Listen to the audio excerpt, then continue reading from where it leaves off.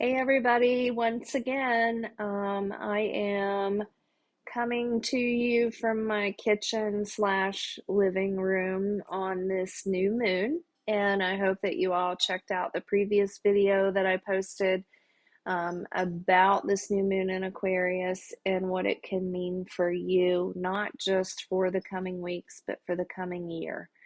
So I wanted to go ahead and jump into what I've prepped for myself. So I did write my letter to myself, to my future self, and it's intended to reflect on this past year and experiences that I've had and what I hope to overcome and what I hope to achieve by this time in 2024, by the first new moon in 2024. So it's basically a reset of energy, vibration, intention, everything. And what I found is that while I was writing it, I'm in a very good space. I'm happy. I am genuinely happy, probably for the first time in my life. I just turned 47 on the 7th. I had to think about that. Um, And even though I've had some pretty serious health issues over the last couple of years, and a lot of this stems from having COVID back in 2020, um, I have been able to get in touch with pieces of myself that I've been afraid to look at for the rest of, or for the all of my previous life. And so I'm hoping that if you guys write a letter to yourself, you'll realize that even though we all have struggles and even though we all have challenges where we are right now, the future is bright. And where we're coming from right now, there is light and there is positivity coming from it. Even though we aspire to be better in the future, it doesn't mean that we're necessarily in a bad place right now. Life is full of lessons every single day. So I wanted to share because I started to remember some things as well as I was writing this letter. And one of the things that I started to remember is I also did another previous video first thing this morning because I had woken up this morning and I felt like I had a lot of anxiety. And I was waking up from dreams that were very anxious dreams. And I remember I felt like my bottom jaw was falling off or was stuck, or, I had my ability to speak was threatened, right? So then I wake up and then I forget what I had been dreaming about. And I meditated for a little bit. I did some self-regulation. I started to feel a lot better. And I started to focus on the rest of my day and the rest of my responsibilities. And then as I sat down to write this letter, I started to remember more of what I was dreaming about. And my parents passed away in 2011, and they passed away 5 hours apart. It was not an accident. They were not in a car accident or anything like that. My mom had a massive ischemic stroke that day at some point. We don't know what time. And my dad had been bedridden for a couple of years because of a massive stroke he had himself. And apparently, when my mom had her stroke, my dad tried to roll out of his bed, which was a raised hospital bed. Um, and he rolled out of the bed, hit the floor to try and crawl to her, and he broke his hip. So, a lot of so much more. There's so much more involved. Okay. But um, I got to spend a lot of time with them while they were in the hospital. And I basically I stayed 24 hours a day for, I don't know how long. Everything was a blur. But I had some really substantial experiences with both of them that really opened me up to my spiritual side. And I attribute that time of my life to where I am now. Because without that, I don't think I would have opened up the way I did. Um, I digress. So, in the dream, I've often dreamt about my childhood home and my parents living there, being alive, being healthy. And in this dream last night, I was there, I was revisiting. Now, someone else owns that property now, in real life. But when I entered the house, normally when I dream about this, somewhere in the middle of the dream, I'm reminded, oh, you guys aren't alive. You have passed on. So it's kind of like I grieve all over again in the dream. But in this dream, I was walking through the house and I knew that they were gone. But I was hearing their voices, I was feeling their presence. And I realized that as long as I was in this space, in the dream, it was the physical space. But I know now it's not about the physical space. It is about where I am inside of me. Um, because previously, whenever I would dream about the space, it was full of fear for whatever reason. Probably childhood fears coming to the surface. So last night, as I was dreaming, I thought, how awesome is this? Because as long as I'm in this space, I can hear them, I can see them, I can feel them just like they're here with me. They're someplace else, but they're also here. Man, that really, whew, that hit me really deep. And yeah, it's emotional. It's not sad. It was a very happy sort of feeling. And I realized that I have always wanted my parents' validation. And they are and were from a different time than me. There's always a generation gap, but there was a huge generation gap in my family, and especially between me and my parents. I believed so much differently than they did on so many levels, and I sounded different than them just with the words that I used. And it wasn't about education, it wasn't about anything snooty, it wasn't about being better than them. I just felt like we were from a different time and space. But they raised me, they loved me, they were my primary attachment figures. And oh boy, there was some drama early on in my childhood. But being a 47-year-old woman, I realized what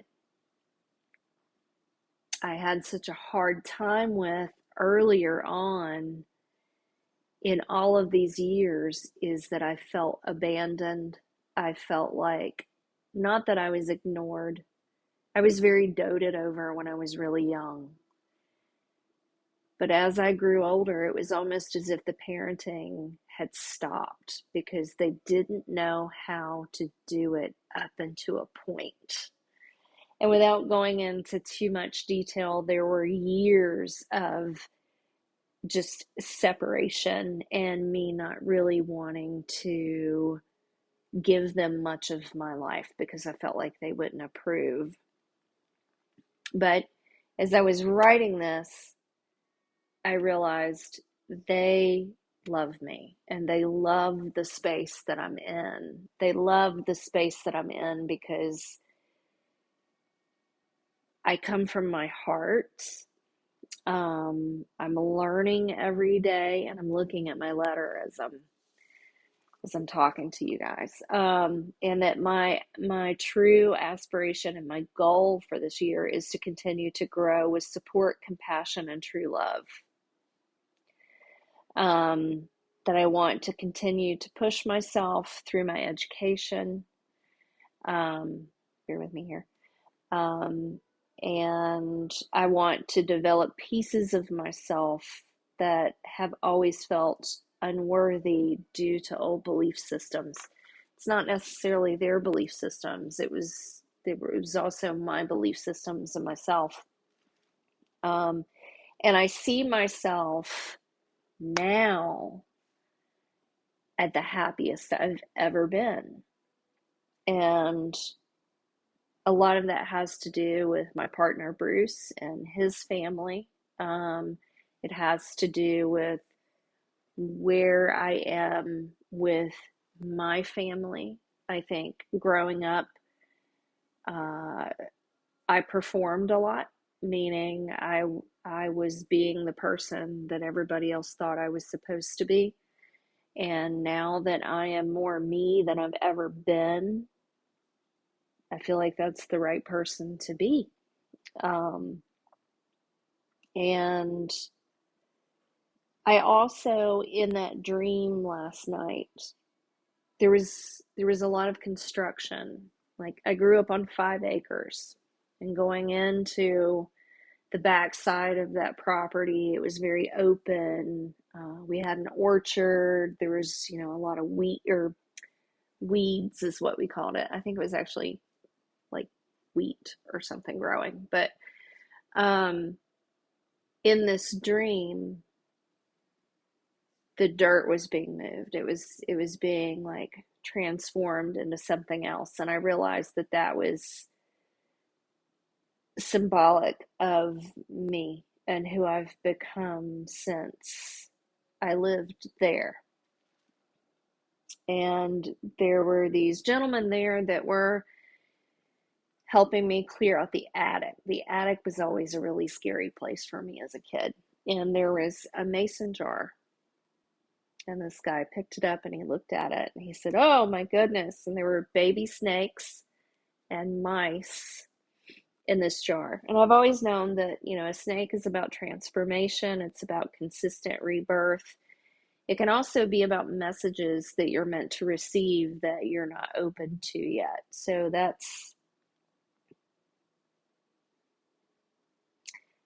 I just thought about that. That's very personal to me. So I need to make a little side note of that. The mouse is always careful with its use of resources, and as humans, this can mean our finances, our personal energy, or our emotional output, which is everything that I talked about in the previous video that I just put up, about, especially as empaths, where we need to be in this coming year, thinking about the quality of the energy that we put out versus the quantity of the energy that we put out. Um, what else? Let's see here. Um, Change. I wrote down just change. It's all about change. I feel like there's a lot of change coming in this year, and some of it for me, is my health. Like it has to be number one. I'm fine. I'll put it out there. I'm fine. But I'm still learning a lot about what's going on with me. Um, and I feel like another big lesson for me in this coming year is about opening my heart as much as I can open it, now that I know in all aspects of my life I'm in a safe space. I've never had that before. That's amazing.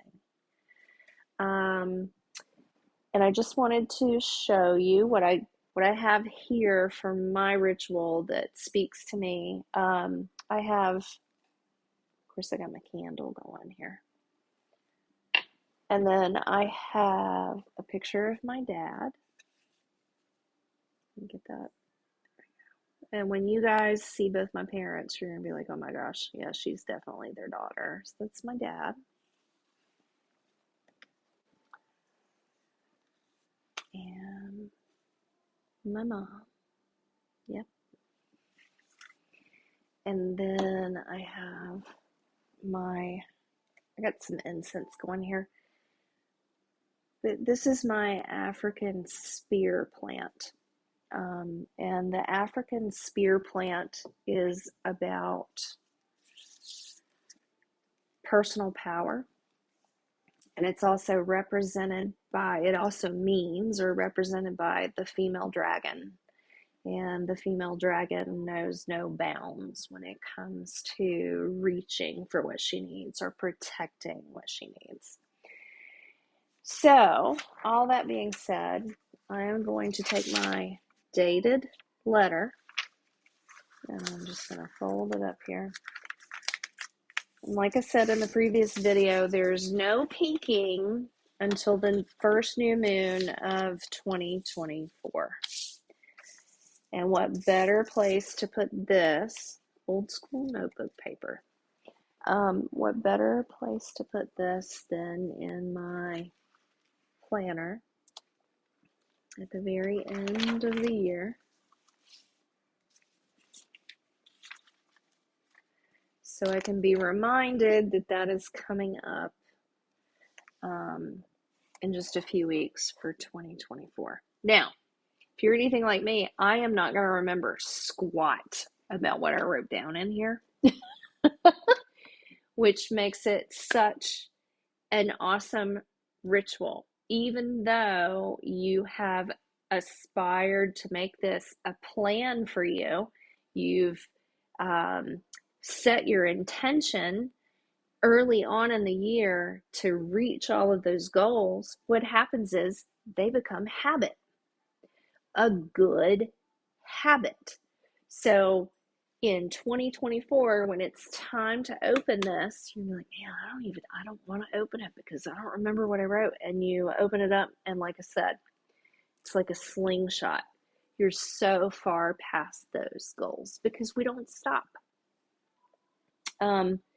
The other thing that I'm going to do tonight, and I'm going to do this off camera because it's kind of special to me, is I am going to give gratitude, and I'm going to give gratitude to my mom and my dad because obviously they've watched me grow. They've been there. They've been through all of my emotions and my opinions of them and life and everything else. And so thinking back to everything that they've witnessed since they passed away in 2011, and here we are in 2023, it's a lot. But man, have I grown, and I feel validated from that dream last night. I feel like they're very proud of me. So even if you don't feel like you have some earth-moving validation today, you're going to have it in 2023. Set your intention, come from your heart, and practice from there. I love you guys. Have a good night. Happy new moon.